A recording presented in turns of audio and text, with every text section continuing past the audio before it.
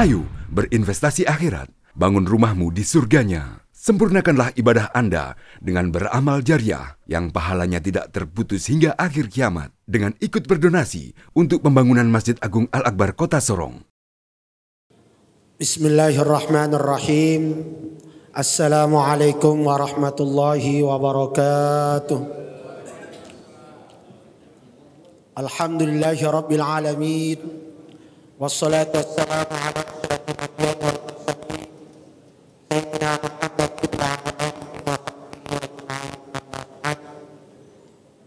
muslimin dan muslimat jamaah zuhur yang insyaallah dirahmati Allah Subhanahu wa taala. Kembali kita memanjatkan puji syukur kehadirat Allah Subhanahu wa taala karena siang hari ini Allah memberikan kita nikmat kesehatan, nikmat bisa melaksanakan salat idul fitri. Salawat dan salam semoga tetap tercurah kepada junjungan Nabiullah Muhammad sallallahu alaihi wasallam. Bapak Ibu jamaah zuhur yang insyaallah dirahmati Allah Subhanahu wa taala. Sesungguhnya kita duduk sejenak ini bagian dari bagaimana kita mendalami, mengkaji ilmu agama kita, mengkaji agama kita supaya semakin banyak pemahaman keagamaan, semakin dalam pemahaman keagamaan kita tentang ajaran-ajaran agama kita ini. Itu penting untuk kita lakukan. Sebab banyak orang kemudian menjadi sempit pemikirannya karena kurangnya bacaan, kurangnya mendengar. Makanya ada ungkapan mengatakan kalau kurang baca biasanya akan salah paham. Tetapi kalau tidak membaca itulah yang biasa muncul paham salah. Kalau cuma kurang biasanya atau salah baca, kurang itu biasanya salah paham saja. Tetapi kalau kita sudah kurang membaca apalagi tidak membaca, maka itulah yang biasanya kita menimbulkan paham yang salah. Tadi saya dikode untuk mencoba mengkaji apa sesungguhnya zakat itu. Kenapa penting kita bahas ini? Sebab di dalam Al-Quran sesungguhnya kita ini sudah dijamin rezeki kita oleh Allah Subhanahu wa taala. Wa ma min dabbatin fil ardi illa 'alallahi rizquha. Semua yang melata di muka bumi ini itu sudah dijamin rezekinya oleh Allah Subhanahu wa taala. Jadi tidak ada yang luput, semua.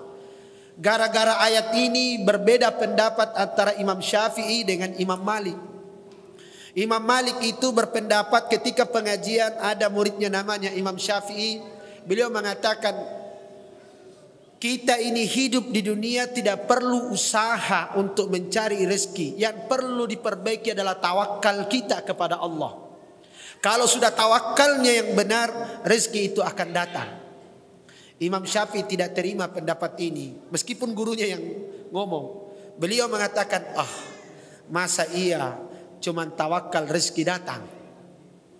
Maka beliau mengatakan, burung kalau tidak keluar dari sarangnya tidak akan dapat makan. Burung tidak mungkin makanan datang hinggap atau datang terbang makanan itu masuk ke tempatnya atau ke sarangnya. Dia harus keluar untuk mencari. Itu bahasanya Imam Syafi'i. Tetapi kedua ulama ini tidak saling menyalahkan karena masing-masing punya argumentasi, masing-masing punya pendapat. Itu hebatnya orang dulu. Berbeda biasa, tetapi ketika masing-masing punya argumentasi maka okelah. Maka kemudian Imam Syafi'i keluar dari pondok, jalan ke masyarakat, mendapati masyarakat itu lagi panen kurma. Beliau kemudian membantu orang itu, ada yang mengatakan panen anggur. Beliau kemudian membantu orang tersebut. Dia bantu. Di akhir dari bantuannya itu kemudian sang pemilik anggur itu memberikan beberapa tangkai kepada Imam Syafi'i. Imam Syafi'i gembira bukan main. bukan karena mendapatkan beberapa tangkai anggur, bukan karena mendapatkan beberapa anggur, bukan. Tetapi beliau langsung berpikir, apa ku bilang? Berarti pendapat saya benar. Pendapat saya lebih kuat. Buktinya, andai saya tidak keluar dari pondok, jalan membantu orang, mungkin saya tidak akan dapat anggur. Maka dia mau buktikan ke gurunya. Dia balik ke pondok pesantren, dia balik ke pondoknya, lalu sampaikan ke Imam Malik, ya Imam, apa yang kita perdebatkan tentang rezeki tadi, alhamdulillah saya sudah buktikan. Gara-gara saya jalan, saya bantu orang, saya mendapatkan upah, diberi hadiah dalam beberapa tangkai anggur. Ini buktinya, wahai guruku, wahai Imam Malik. Imam Malik mengatakan, sejak tadi ini saya sudah tawakal kepada Allah. Saya hanya konsen di pondok, saya ngajar di pondok, saya tidak memikirkan tentang rezeki, saya hanya ada di pondok mengajar, mendidik, membimbing anak-anak santri. Tetapi dalam hati saya, alangkah indahnya kalau ada anggur karena di siang-siang seperti ini. Itu hanya dalam hati saya. Dan alhamdulillah Anda datang bawakan saya, akhirnya saya makan. Bila Imam Malik, berarti saya tidak perlu cari itu. Datang sendiri itu rezeki. Jadi luar biasa perdebatan ulama dulu itu. Dia buktikan ucapannya dengan apa yang terjadi. Dan dua-duanya betul. Satu tidak usaha datang, tapi tawakalnya luar biasa. Satunya usaha. Artinya kita ini, rezeki kita ini sudah ditentukan oleh Allah. Maka kita bisa temukan orang usahanya sama, tempatnya sama, tapi belum tentu hasilnya sama. Oleh karena itu Allah mengingatkan kita bahwa walaqad faddalna ba'dahum ala ba'din fir rizqi, sungguh kami telah melebihkan sebagian orang rezekinya dibanding sebagian yang lain. Berarti tidak sama.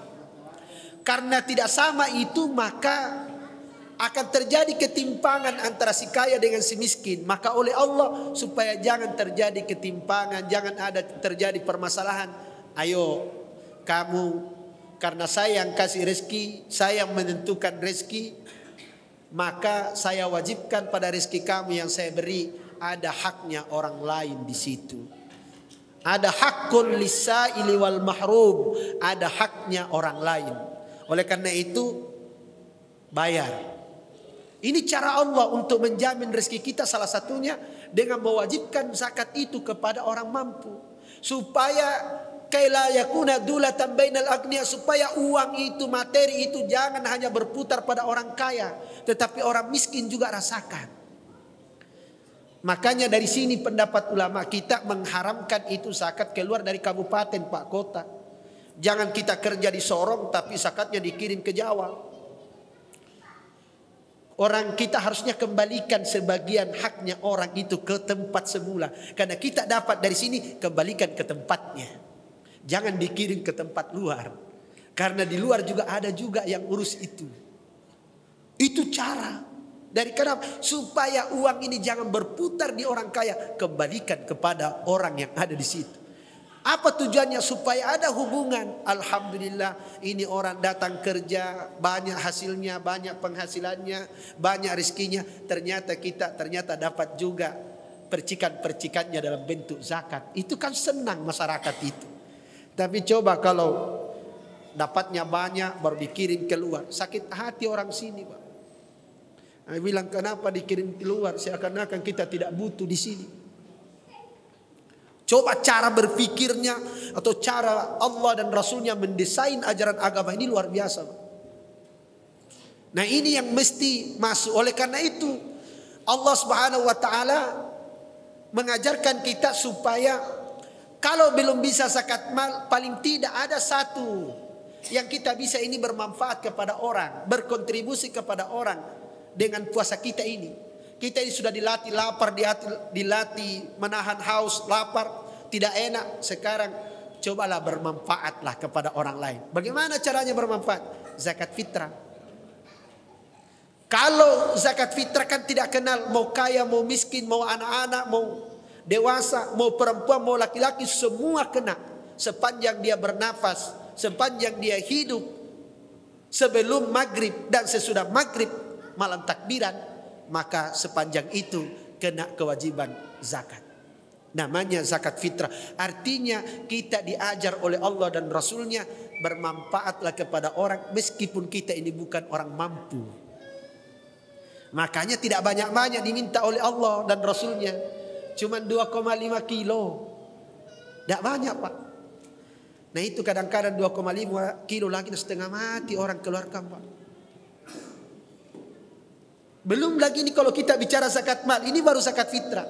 Kenapa? Karena supaya ada hubungan antara satu dengan yang lain.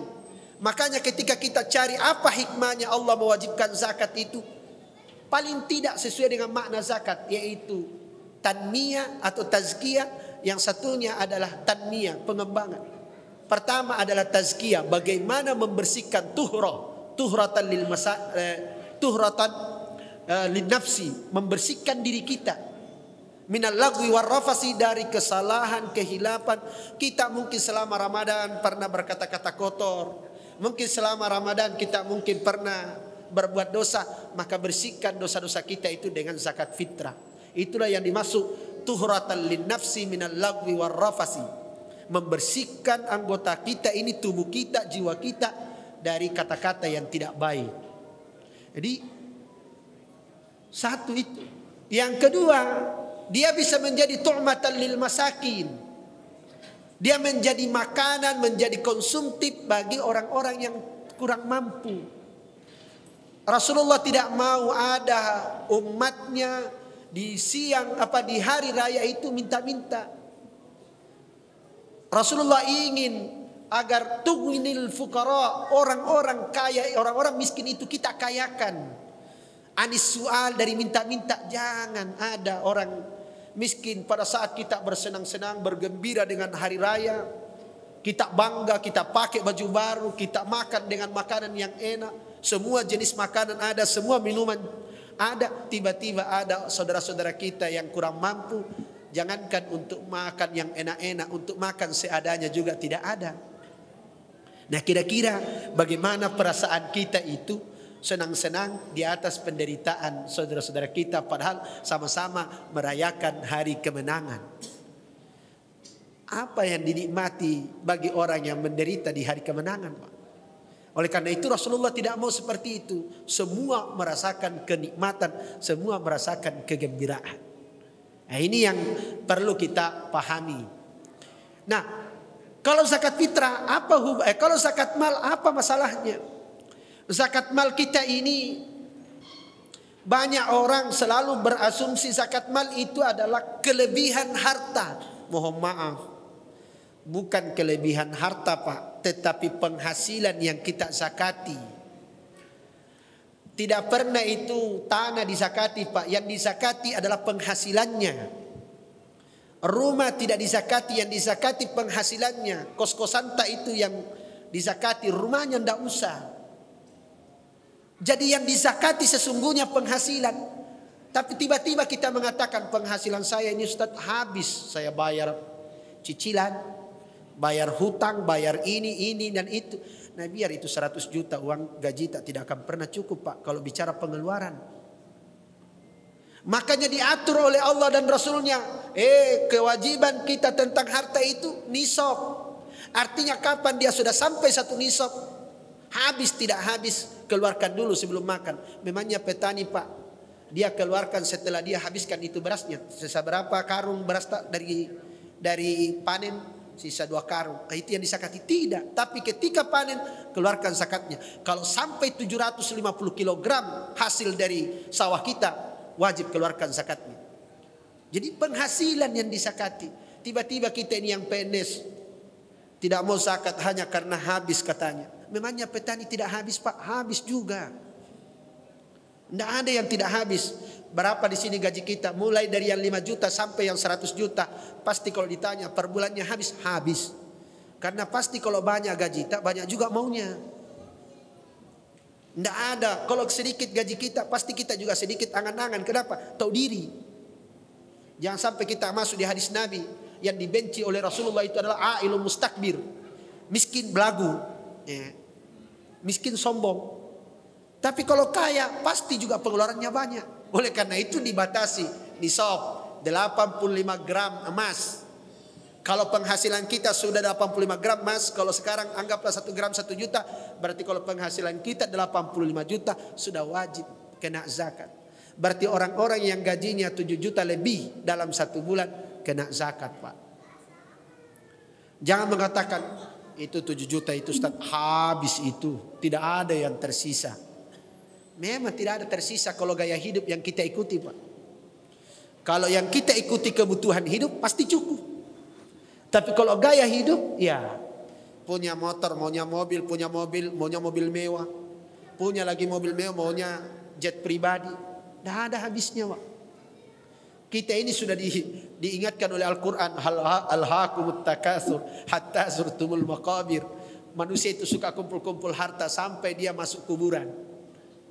Nah, kalau sudah masuk kuburan baru kalla saufa ta'lamun, kamu akan tahu, kamu akan yakin apa yang terjadi di kuburan nanti. Summa kalla saufa ta'lamun. Artinya, makanya di dalam Al-Quran itu seringkali Allah itu menggambarkan ada orang nanti tidak mau bayar zakat ketika hidup. Pas meninggal dia kemudian berkata kepada Allah, berdoa, Rabbi laula akhartani ila ajalin qarib, ya Allah, tunda-tunda dulu kematianku. Saya masih mau hidup. Kenapa dia minta ditunda kematiannya? Cuma permintaannya apa? Fa as-saddaqa, supaya saya bisa berzakat. Kan diingatkan oleh Allah, wa anfiqu mimma razaqnakum min qabli an ya'tiya ahadakumul maut fayaqula rabbi laula akhartani ila ajalin qarib fa as-saddaqa wa akum minas shalihin. Oleh Allah disuruh, wa anfiqu, bayar zakatlah kalian. Bayar zakat, bayar zakat, bayar zakat. Sebelum datang hari kematian. Karena kalau datang hari kematian baru kita berdoa, laula akhartani ila ajalin qarib, tunda-tunda dulu kematian saya, tidak mungkin. Kenapa dia minta tunda? Fa as-saddaqa, ternyata saya belum bayar zakat. Sudah terlambat, Pak. Sudah malas amil terima. Mumpung belum terlambat, maka keluarkan. Karena orang nanti di kuburan itu ada yang minta, Rabbirji'un, kembalikan saya hidup ya Allah. Kenapa? La'alli a'malu salihan fima taraktu, supaya saya bisa beramal dengan waktu-waktu yang saya buang-buang, yang saya sia-siakan. Minta kembali. Nah, kita ini masih dihidupkan oleh Allah, masih diberikan nafas, masih diberikan kesempatan. Nah, jangan menunggu Allah mengingatkan kita tentang zakat. Karena kalau Allah yang mengingatkan kita tentang zakat, bukan itu 2,5% keluar, Pak. Bisa lebih dari 50%. Kalau Allah sudah murka, ini hambaku ini saya suruh bayar zakat, tidak mau. Kasih sakit. Sakitnya tidak bisa sembuh-sembuh. Akhirnya berobat ke luar negeri. Bukan lagi 2.500.000 yang keluar dari 100 juta, Pak. Bisa-bisa 50 juta. Bahkan bisa-bisa habis. Bahkan yang ada barang kita jual demi sembuh. Kalau sudah Allah yang bergerak, selesai, Pak. Nah, ini yang kita takutkan, ini yang kita waspadai. Jangan sampai Allah kemudian membalas kita dengan caranya, padahal kita sudah diingatkan. Karena hati-hati, kan ada juga itu konsepnya masyarakat. Saya kan tidak rajin beribadah, tidak bayar zakat, tapi kan lancar-lancar saja rezeki saya. Itu hati-hati bahasa begitu, Pak. Itu istidraj namanya. Dia abadikan dalam Al-Quran. Falamma nasu ma dzukkiru bi, ketika manusia itu lupa terhadap peringatan-peringatan saya suruh bayar zakat, tidak mau bayar zakat. Dia lupa terhadap kewajiban-kewajibannya, dia langgar larangan-larangan saya.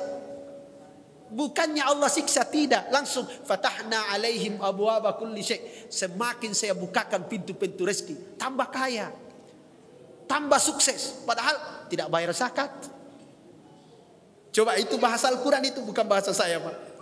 Jadi kata Rasulullah, kata Allah, firman Allah, falamma nasu ma dzukkiru bi, ketika manusia lupa terhadap peringatan-peringatan saya, kewajiban-kewajiban saya tidak laksanakan, malah larangan saya mereka laksanakan.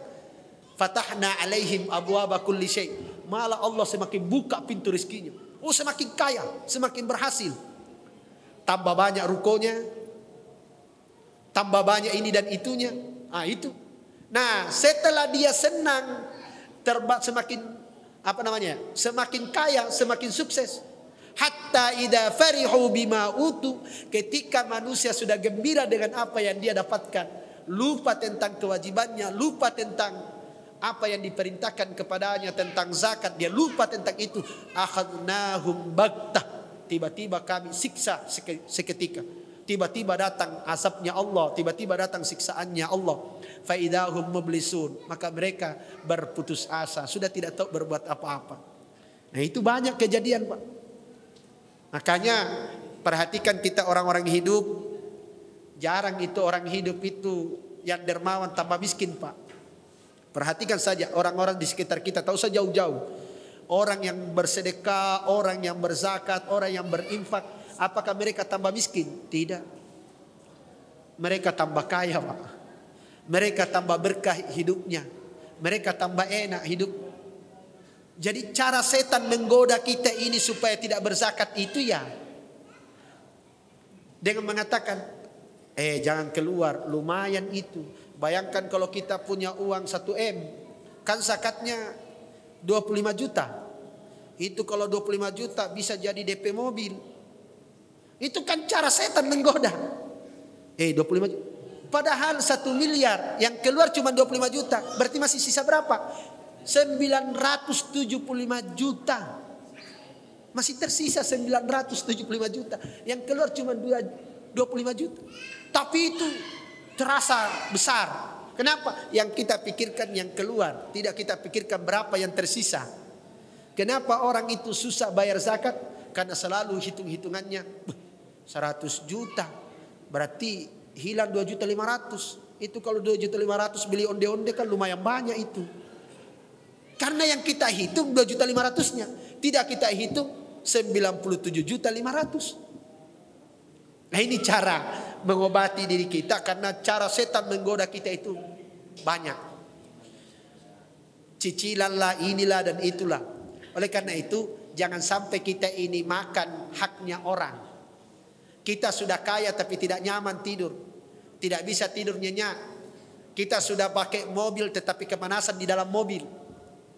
Kita di rumah sudah ada AC-nya rumah, bahkan pakai lift rumah kita, tetapi tidak tentram kita di dalamnya. Kenapa? Bisa jadi karena rumah kita dibangun di atas haknya orang lain. Bisa jadi karena mobil kita dibeli dengan sebagian haknya orang lain di situ. Bisa jadi makanan yang masuk ke perut kita itu ada haknya orang lain di situ, sehingga kita kepanasan. Maka wajarlah Rasulullah bersabda, kullu lahmin nabata min suhtin fannaru aulalahu. Kalau ada daging tumbuh dari barang haram, maka dia seperti ada dalam neraka. Selalu kepanasan, masuk masjid selalu mau keluar, tidak betah di masjid. Dengarkan pengajian tidak betah. Kalau dengarkan musik biar berapa jam. Baca Al-Quran tidak sanggup 1 jam. Tapi kalau baca HP, baca WA, biar berapa jam. Nah, ini yang kita tersinggung, Pak, ya. Saya gini. Artinya seringkali kita sadari, oh iya ya. Oleh karena itu jangan sampai kita bergelimang harta tetapi tidak ada ketentraman, tidak ada tazkiyah, tidak ada kebersihan, kesucian, karena kita masih mengambil haknya orang lain. Oleh karena itu keluarkan haknya orang lain, berikanlah kepada orang yang berhak. Mudah-mudahan kita betah beribadah, harta kita berkah, dan keluarga kita menjadi keluarga sakinah, mawaddah, warahmah. Terima kasih atas segala perhatiannya. Mohon maaf atas segala kekurangannya. Wabillahi taufiq wal hidayah. Assalamualaikum warahmatullahi wabarakatuh. Ayo dukung media dakwah Masjid Agung Al-Akbar dengan ikut berdonasi pengadaan alat multimedia dan operasional dakwah. Usia boleh terputus, pahala jariah mengalir terus.